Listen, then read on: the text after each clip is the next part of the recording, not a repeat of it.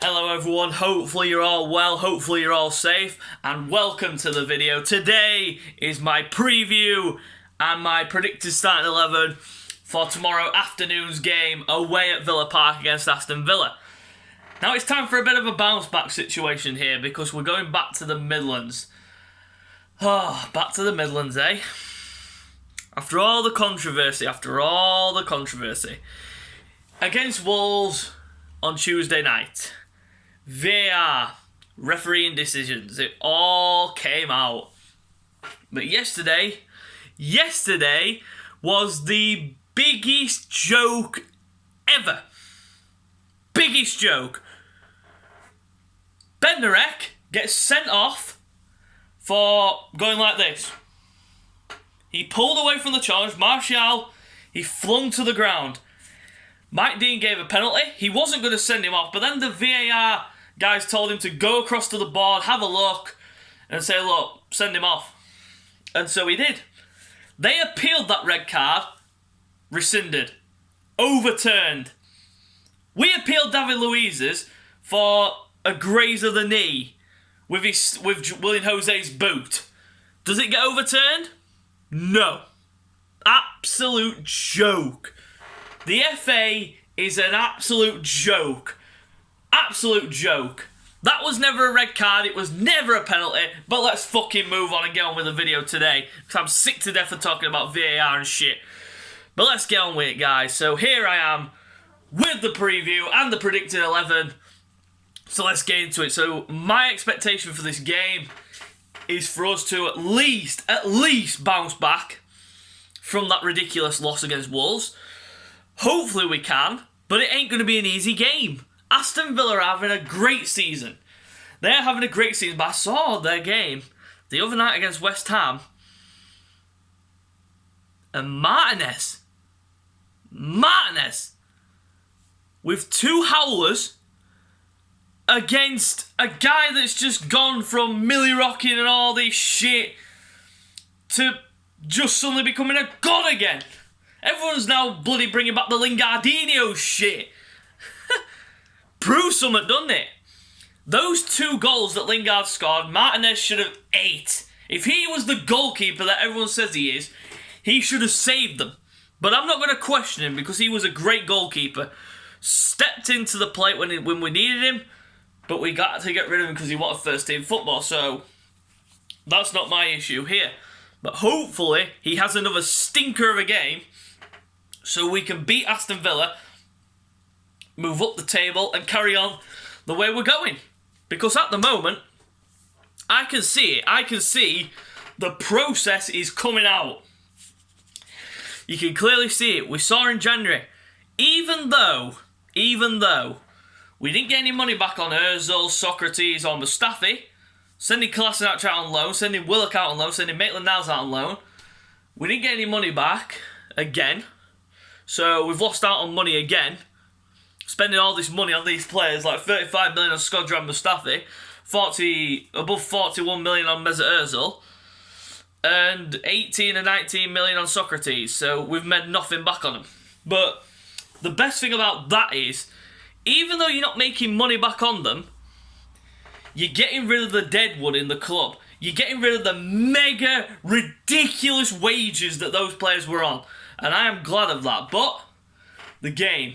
The thing is, Aston Villa, they are going to come out and they are going to play some good football. So we've got to counteract that. We have got to play the same way we did for 47 minutes against Wolves. We have got to play the exact same way.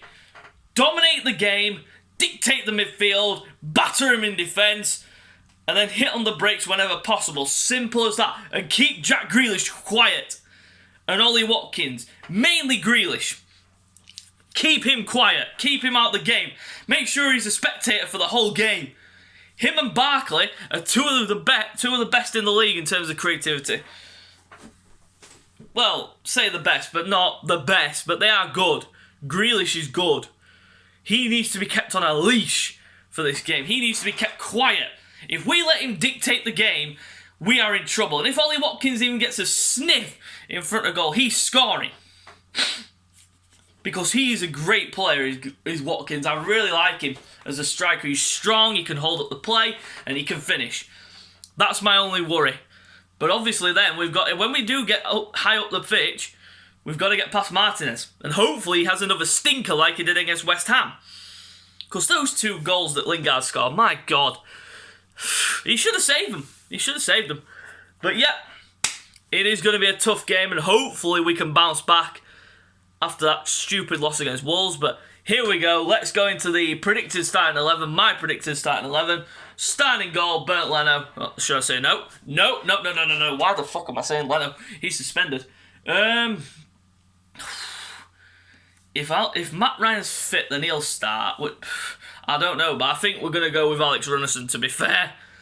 If we go with Ryan, I'll be happy, but I'm going to go with Alex Runnison. Simply because Leno's suspended, as a mistakenly came out with Leno. I'm sorry about that, guys. But yeah, I think we're going to go with Alex Runnison, because I do not think Ryan will be fit in time. If he's fit in time, then that'll be great. Just like Tierney, hopefully he's fit for the game, but I don't think he will be. So yeah, Alex Runnison in goal. On the right, Hector Bellerin. Had a bit of a poor game against Wolves. His delivery was a bit off, but we move on. Yep, Hector Bellerin at right back. Centre-back pairing of Holding and Gabriel. Now, this is a no-brainer because Luis is obviously suspended, so I would bring Gabriel in. On the left, Cedric Suarez. No doubt about it. He's been good as a backup left-back, but not his natural position, but we've talked about this before. He didn't have the greatest of games against Wolves. Got forward a couple of times, but didn't really have the end product. So, yeah, I'll keep him. Midfield pivot, you know it by now. Xhaka and Thomas Partey, they absolutely bossed it against Wolves until the 47th minute, of course. Thomas Partey, he was spraying passes left, right and centre. He was incredible. Hopefully he can keep the midfield in his court and make sure he dictates the play in the middle, as well as Xhaka breaking up the play. So that will be my midfield. On the right, Bukayo Saka. Yeah, no doubt about it.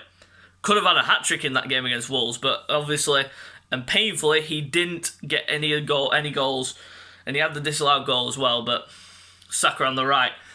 In the centre attacking mid position, this is going to be an interesting one because there's Odegaard to play, who could play, and Emile Smith-Rowe.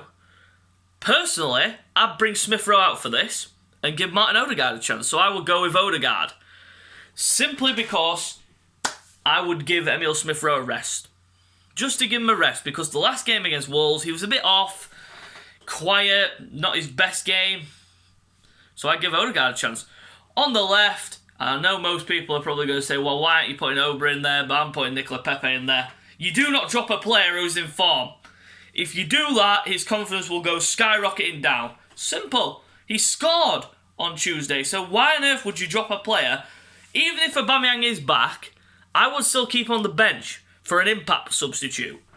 So I would start Pepe on the left. Up front, Alex Lacazette. No doubt about it.